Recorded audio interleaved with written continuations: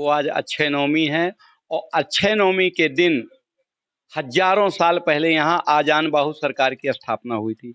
आजान भुज राम जी का नाम है। एक बार राम जी ने आजान भुज रूप धारण किया था। वो आजान भुज सरचाप धर संग्राम जित खरदूषण, खरदूषण के वध के समय राम जी अकेले हुए थे। नहीं, आप विश्व में कहीं भी देखेंगे तो राम जी को अकेले नहीं पाएंगे, है ना। तो इसलिए ये आजान बाहु सरकार का वार्षिक महोत्सव है।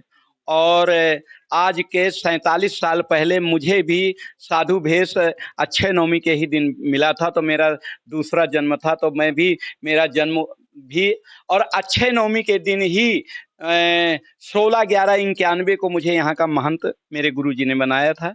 मेरे गुरुजी स्वतंत्रता संग्राम सेनानी थे और भारत साधु समाज के अध्यक्ष थे, और 52 से 57 हैदरगढ़ लखनऊ सीट से विधायक थे। उनका मैं कृपा पात्र हूँ, जिनकी तस्वीर आप सामने देख रहे हैं। हाँ, ये जिन्होंने देश को स्वतंत्र करने के लिए अपने शरीर की परवाह न करते हुए घर नष्ट कर दिया अंग्रेजों ने, जमीन जायदाद सब लूट ले गए, कुछ नहीं बचा था, लेकिन देश को आजाद कराने में 20 बार जेल गए ये। उनकी कृपा से मैंने यही सोचा कि जिस क्षेत्र में मुझे महाराज जी ने जो जवाब दिया है उसको मैं पूरा करूं। तो यहाँ के मंदिर सब धराशायी थे। इस मंदिर में 16/11/65 को महंत सिया रामदास जी की हत्या कर दी गई थी। इसके पहले 39 में महंत भरतदास जी का कत्ल हो गया था, और इनके बीच में राघोदास जी एक महंत थे, उनका भी कत्ल हो चुका था। तो ये मंदिर में एक भी छत नहीं बची थी, पूरा मंदिर वीरान हो चुका था। इस मंदिर को भगवान ने सेवा के लिए मुझे चुना, मैंने अपनी सेवा करके मंदिर को बना दिया, मंदिर की आय बढ़ा दिया, और ये वर्षगांठ संत सम्मेलन प्रतिवर्ष चालू कर दिया हूँ, जो परमात्मा से कहता हूँ कि निरंतर चलता रहे। और देश को सजाने वाले भी मौजूद हैं, देश को लजाने वाले भी मौजूद हैं। 3 सुधारत देश को सती संत अरसूर, 3 लजाउत देश को कपटी कायर कूर। जिस देश को नष्ट करने में, जिस सनातन धर्म को नष्ट करने में संत सताया जिन्होंने, रहा न उनका वंश, ना माने तो कर देखे रावण कौरव कंस। जिस सनातन को रावण नहीं मिटा पाया, जिस सनातन को रावण नहीं मिटा पाया, जिस सनातन को कंस नहीं मिटा पाया, जिस सनातन को कौरव नहीं मिटा पाए, जिस सनातन को इस्लाम नहीं नष्ट कर पाया, जिस सनातन को अंग्रेजों ने नहीं नष्ट कर पाया, वो सनातन अब देश आजादी में आज भी लोग बाग मंदिरों की संपत्तियों में हावी हैं। मैं तो आप लोगों के माध्यम से प्रशासन से कहना चाहता हूं कि ये हिंदूवादी सरकार है, बीजेपी सरकार। मोदी जैसे हर योगी और मोदी जैसे हर मुख्यमंत्री को हो जाना चाहिए। इस देश में हमारे मंदिरों पर अधिग्रहण है, कब्जा है। शासन, देश आजाद होने के बाद हमारे मंदिरों का प्रबंधक कौन है? कलेक्टर। भाई साहब, मैं आपसे पूछना चाहता हूं कि आप कहते हो कि हिंदू मुस्लिम सिख ईसाई आपस में सब भाई भाई, तो मस्जिद में क्यों नहीं है प्रबंधक कलेक्टर? गिरजाघर में क्यों नहीं है कलेक्टर प्रबंधक? गुरुद्वारे में क्यों नहीं है कलेक्टर प्रबंधक? मजार में कलेक्टर प्रबंधक क्यों नहीं है? फिर हम साधुओं के और सनातन धर्म के मंदिरों में प्रबंधक कलेक्टर क्यों? और इस मंदिर की विशेष दुख की बात है, मैं कह रहा हूं, इस मंदिर की 25 एकड़ गौचर जमीन सरकार ने निजूल घोषित करके, देश आजाद के बाद सरकार ने निजूल घोषित करके और लोगों को बांट दिया। इस मंदिर में 1603 में तालाब खोदाया गया था, जिसमें जल विहार होता था। उस जल को आप हाथ में नहीं ले सकते, इतना गंदा है। उसमें लोगों ने मकान बना करके और डायरेक्ट लेटरिन बाथरूम का पानी छोड़ रखा है। ये कौन करेगा?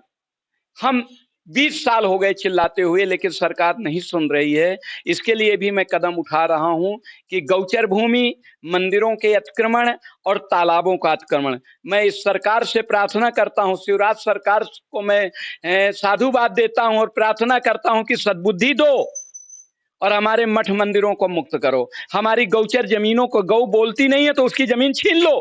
कहां लिखा है? एक तरफ तो सरकार गौ सेवक की सरकार बनती है, एक तरफ तो राम जी की सेवादार बनती है, लेकिन हमारे यहाँ, मैं यहाँ का प्रमाण दे रहा हूं, 39-40 में 25 एकड़ जमीन गौचर जमीन है इस मंदिर की। और सब निजूल घोषित करके, जिसके हम मालिक हैं, महंत राघोदास जी, महंत सिया रामदास जी, महंत भारत दास जी, महंत जानकी दास जी 25 एकड़ जमीन के मालिक हैं। 1923 में महाराज विश्वनाथ ने एक पट्टा बना करके दिया था कि यह जमीन सदैव मुक्त रहेगी, क्योंकि इसमें गौएं चरती हैं, इसमें मंदिर के महंत मंदिर के निस्तार के लिए लकड़ी निकालती है, और महंत राघोदास जी का भी जो बहाल हैं, इसको इसलिए इसको बहाल रहना चाहिए। वो मेरे पास फैसले और पट्टे हैं, फिर भी सरकार मंदिर के चारों तरफ अधिग्रहण करवा दिया है। और ऐसे लोग, ऐसे मजहब के लोग भी कब्जा किए हैं कि मैं क्या कहूं, कहने में शर्म लगती है।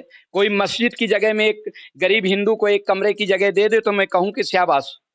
यहाँ 50 मकान इस्लामियों के बने हुए हैं, और जब वो कहीं बोलते हैं, बोले जो इस्लाम को ना माने वो काफिर है, और काफिर को कत्ले आम में जन्नत है। ये क्या है, आप इसको समझिए। इसके माने हम इस्लाम की गुलामी ना करें तो हमारे कत्ल कर दिया जाए।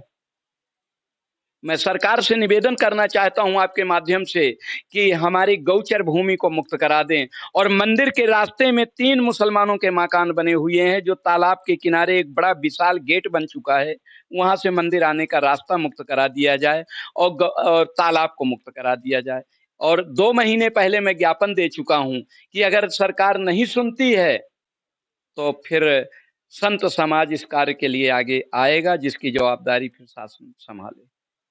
इसकी तैयारी हम कर रहे हैं बहुत जल्दी। और ये जो आज का उत्सव है, ये हजारों वर्षों से चला आ रहा है। अक्षय नवमी को आंवला नवमी भी कहते हैं।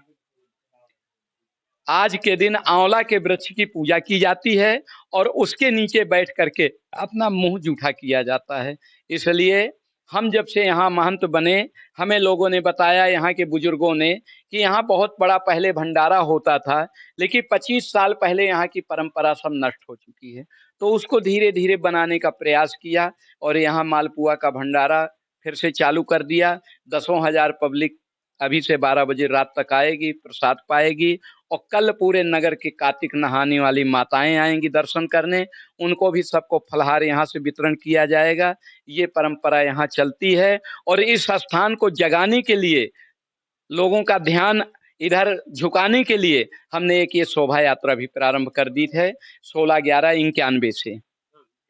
तब से निरंतर अक्षय नवमी के दिन ये संत यात्रा यहाँ निकलती है। इतने संत किसी जिले में इकट्ठे नहीं पाओगे। इसके पहले राम जी की यात्रा रामनवमी की प्रारंभ करवाया था, वो यहीं से प्रारंभ हुई थी। इसके बाद नगरवासियों ने कहा कि महाराज, कुंभ मेला में जब जाते हैं तो अच्छे अच्छे संतों का दर्शन होता है, महामंडलेश्वरों का, और चांदी के सिंहासनों छत्र में बैठ के लगा के निकलते हैं, क्या यहाँ कभी हो सकता है? तो हम का प्रयास किया जाए तो क्यों नहीं हो सकता है। तो उन लोगों की बात रखने के लिए छोटे से रूप में एक ये संत यात्रा अक्षय नवमी के दिन हम यहाँ से निकालते हैं, और सभी नगरवासियों को, क्षेत्रवासियों को, आप सबको साधुवाद देते हैं। भगवान सुखी रखे, स्वस्थ रहें, व्यस्त रहें और मस्त रहें।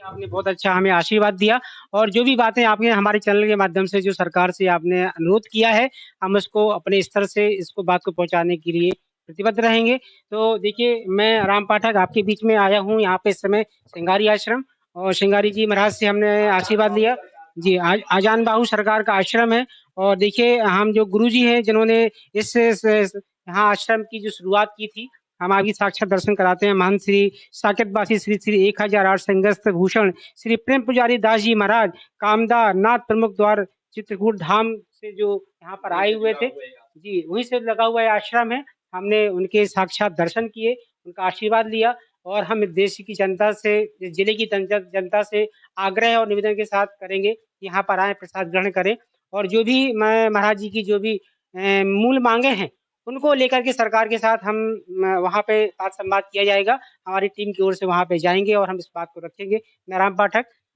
इस समय व्याप्त जबलपुर से, MBC न्यूज।